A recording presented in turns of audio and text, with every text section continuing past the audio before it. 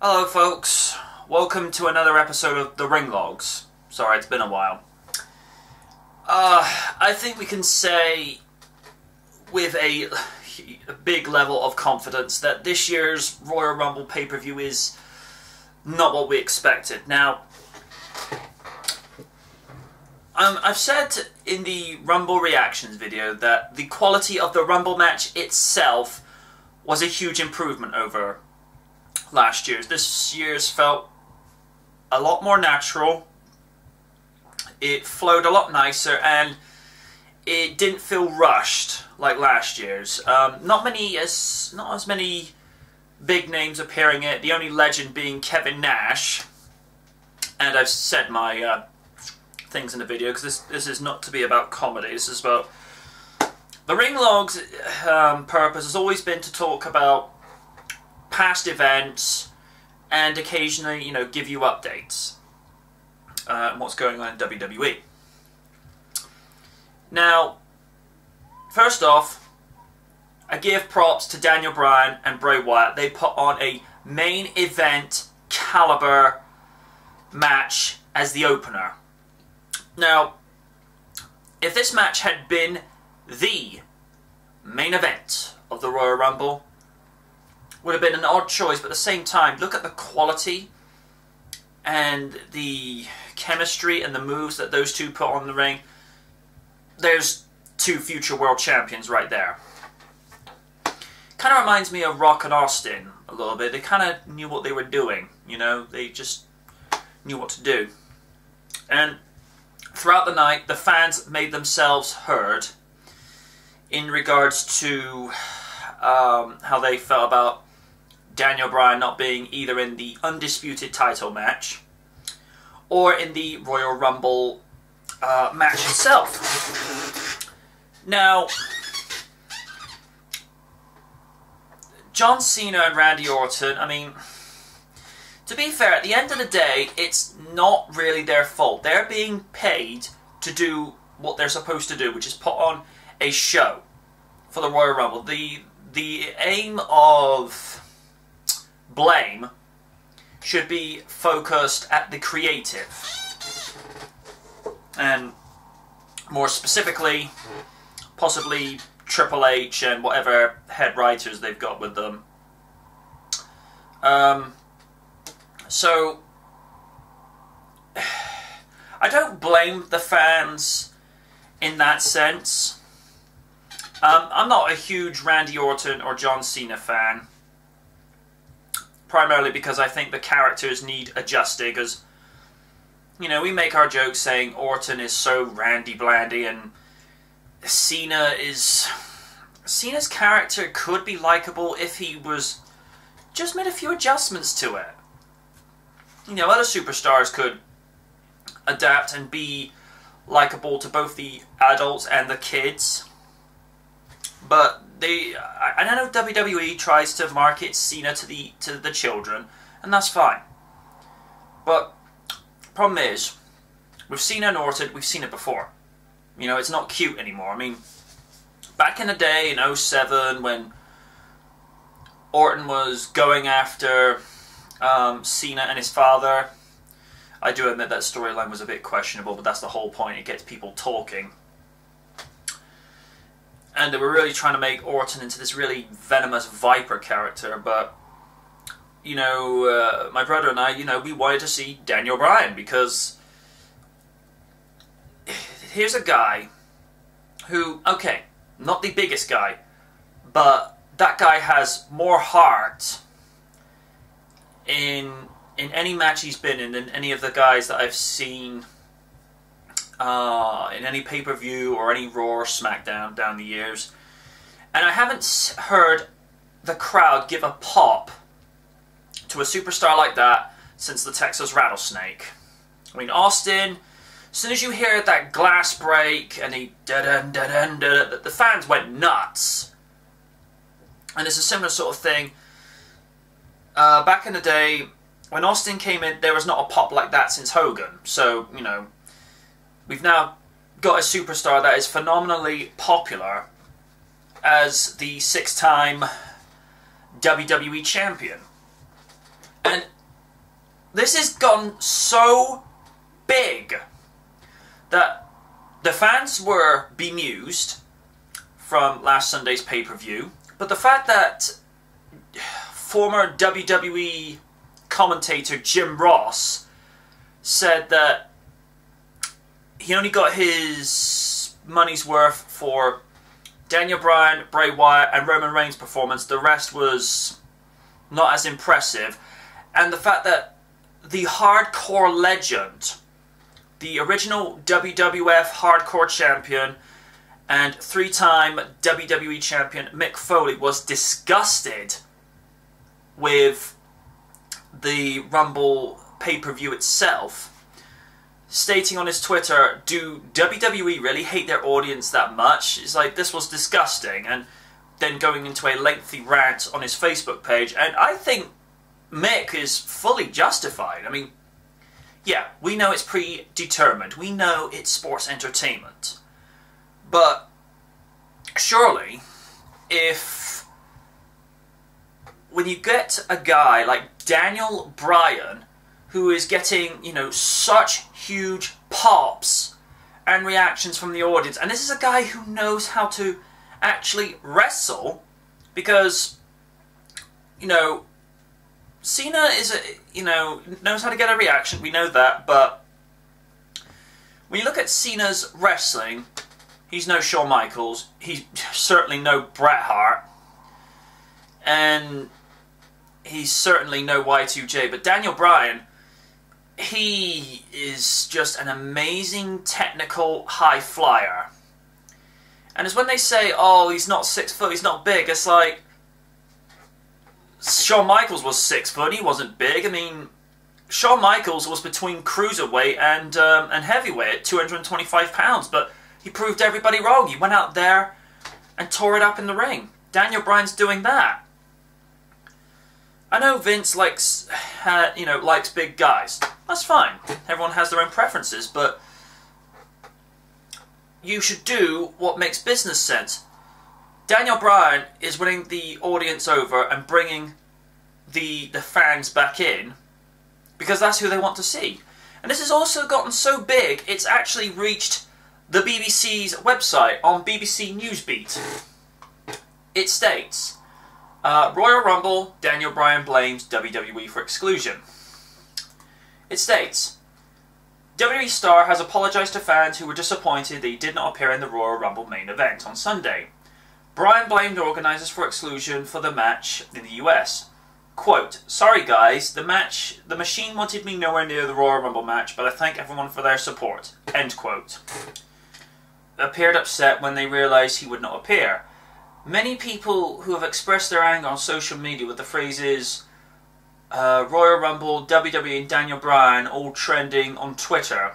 Bryan added on Twitter, they tried to keep us down away from the top spots, but they can't ignore the reactions forever. Keep voicing your opinions. A statement from Mick Foley's Facebook.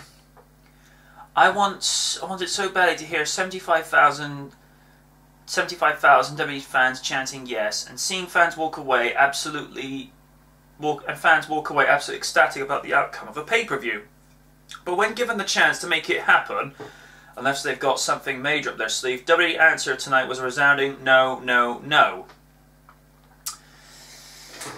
Here's what I have to make about it. I mean, yeah, it is probably it probably is part of a major, bigger storyline, but it's just the way on the surface that it's being done and conducted that is bemusing a lot of major pro wrestling fans, and fans aren't just there because they only tune in to see their favourites. I mean, you'll get guys like L-Man who only tunes in to see Heath Slater, Justin Gabriel, and Christian.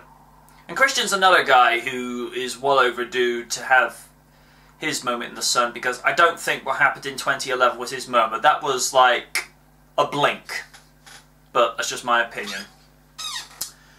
And Daniel Bryan is that guy who's the future. I mean, John Cena is in his late 30s now, and this WrestleMania will be the 10th anniversary since he won the United States Championship at WrestleMania 20 from The Big Show in an opener match. And Cena was something like 26 when that occurred. You know, the guy's in great shape for his age, and, you know, I can see why the women like him, because he's a good-looking guy. But despite all the, you know, the look after yourself, train, and take your vitamins and whatnot, you can't defy time. And there will come a time where John Cena will have to hang up his wrestling boots. It's just fact. It's happened with Michaels. It's happened with Bret Hart. It happened with Austin, sadly. There's going to come a time where Taker calls it a day.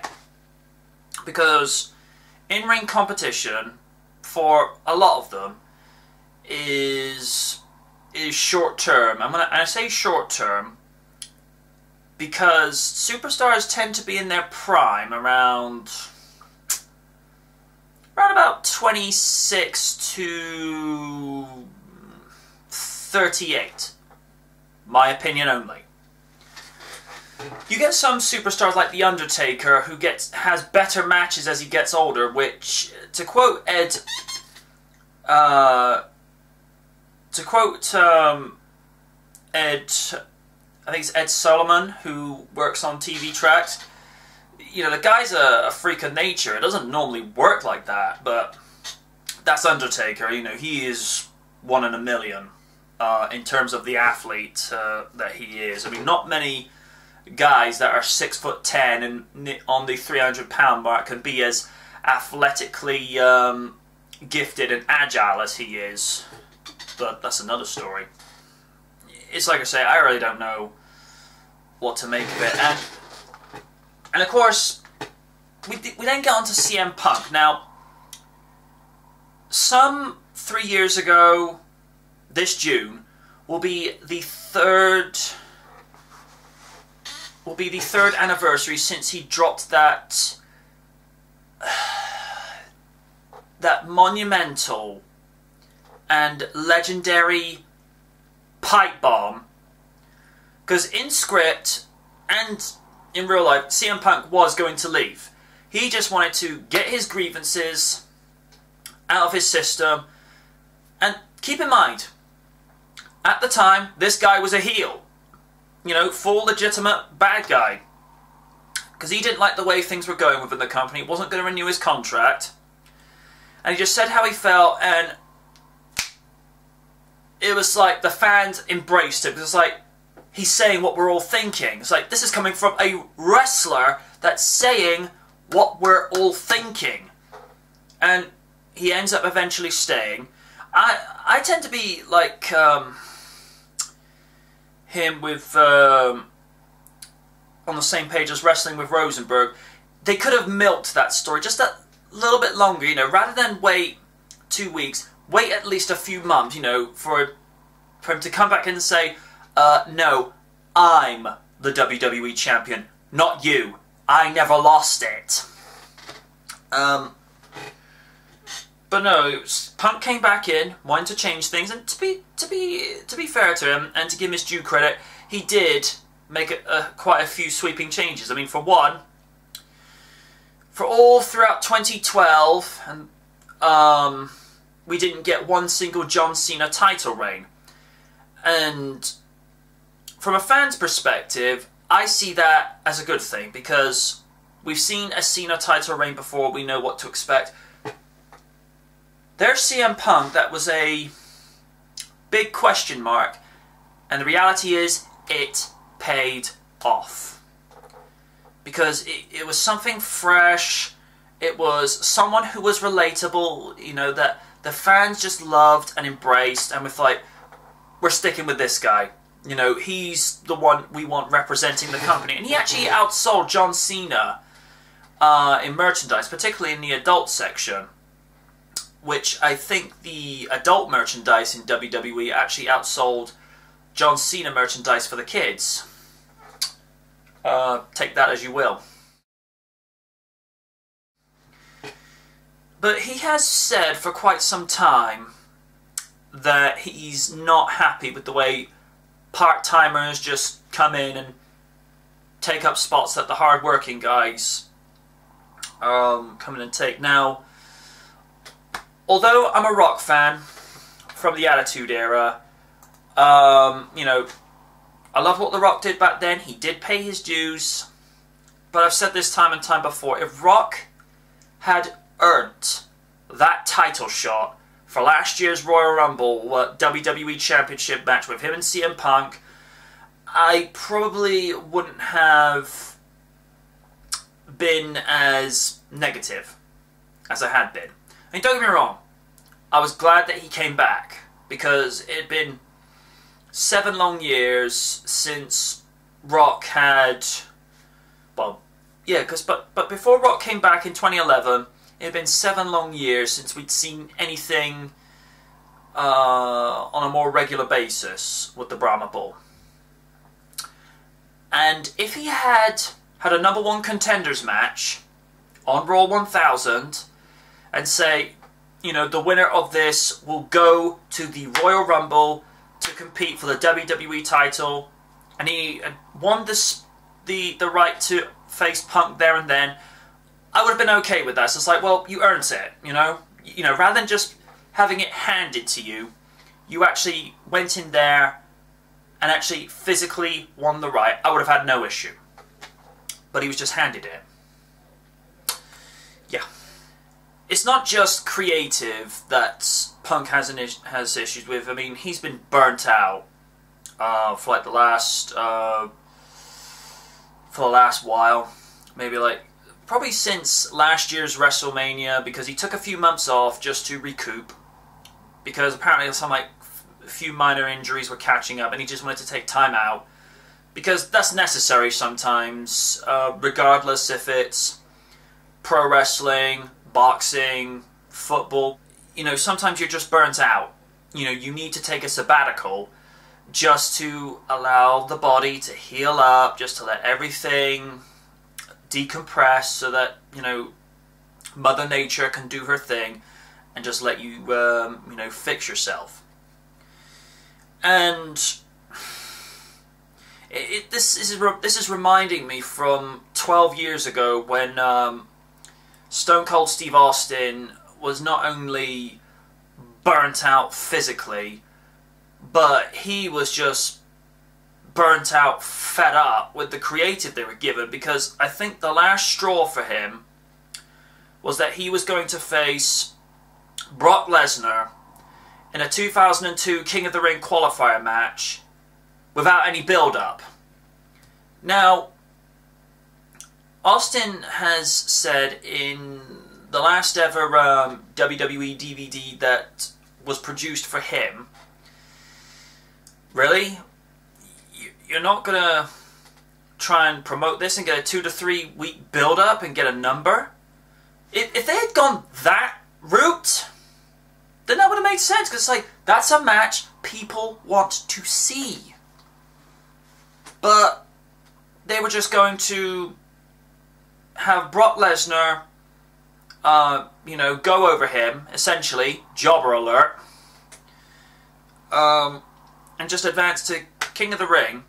And Steve Austin was their top star at the time.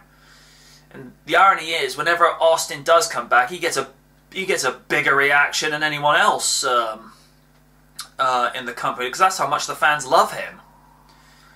But he was going to be jobbing to Lesnar with no build-up whatsoever, and he just looked and thought, this is ridiculous. I mean, now, yes, he realizes that was a mistake. He's owned up to it. If he could go back and do it again, he would have tried to work out some sort of compromise.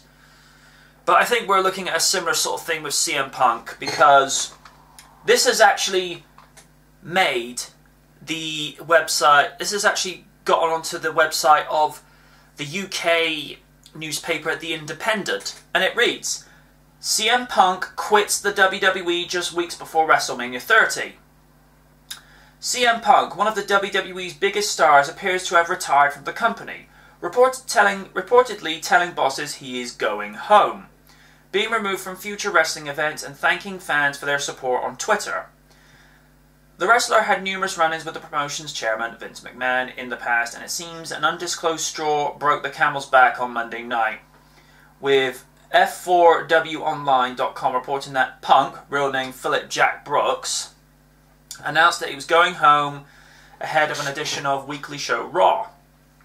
Punk missed this scheduled appearance and also his next at a SmackDown event in Toledo, Ohio the following day, with its name having now been removed from all future events, bar the Elimination Chamber, on the website. This comes just weeks before the promotion's biggest annual event, WrestleMania, which will take place in New Orleans on April 6th. Furthermore, Punk has been sending out cryptic tweets to his followers the past week, culminating in the ominous "Thanks for all the support, keep being you guys, it's pretty cool," which came on Monday night and was not in reference to any in-ring action. The wrestler's contract within the WWE is due to expire in July, and many believe he will not renew it. And at this stage, I wouldn't blame him. With Punk previously stating everything is up in the air and amid fears he is battling injuries and generally burning out. The report should be taken with a whole vat of salt, however, given wrestlers' propensity to announce their retirement only to return at a later date. Brother. Either way, it has not been a good week for the WWE, with former ambassador and wrestling legend Mick Foley tweeting on Monday that he was disgusted with the company after its most recent pay-per-view Royal Rumble. With the injuries and being physically burnt out, considering the grueling schedule that WWE has for its competitors, this does not come as a surprise to me whatsoever. I mean, this is why so many superstars, when they get out of the company, they go to companies like TNA, who sadly are really struggling at the moment.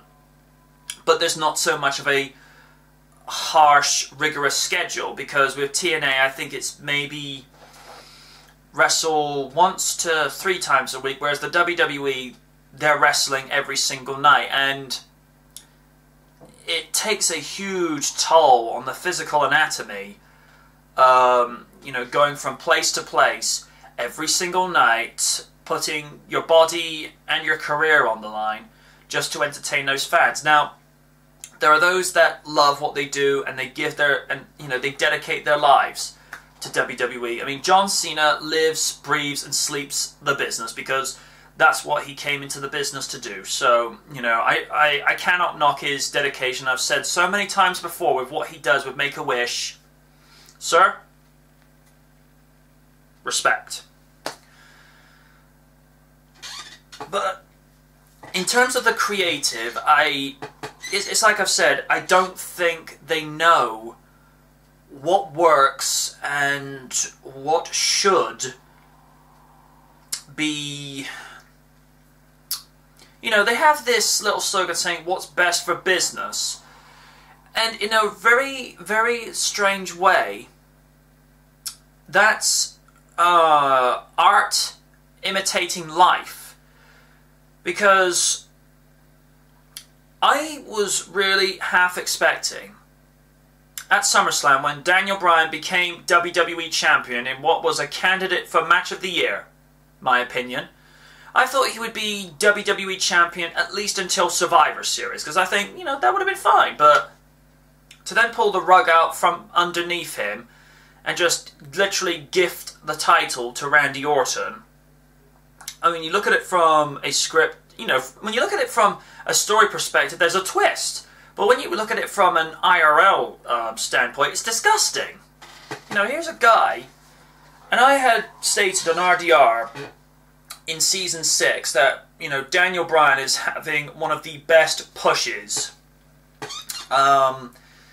within the company for many a year. I thought this was the guy that, you know, okay, if Cena's looking to retire maybe 4 to 5 years from now, because we know, according to Sean's View Entertainment, that Cena is going to be reportedly phased out of the main event picture this year, Daniel Bryan is that guy to hand the baton to, because the guy's a great wrestler. He has a varied selection of moves. The fans absolutely adore him, and he gives a 10-star match every single time. Not a 5-star, a 10-star, because that is how good he is. But it's just the way that it's being treated. And yeah, if I'm blowing things out of proportion, I'm blowing things out of proportion. I will accept that, you know, right here and now. But it's just the way that they're handling things, and I don't know. I don't know what to make of it. I mean, Mick Foley said it the best. Does WWE really hate their audience that much?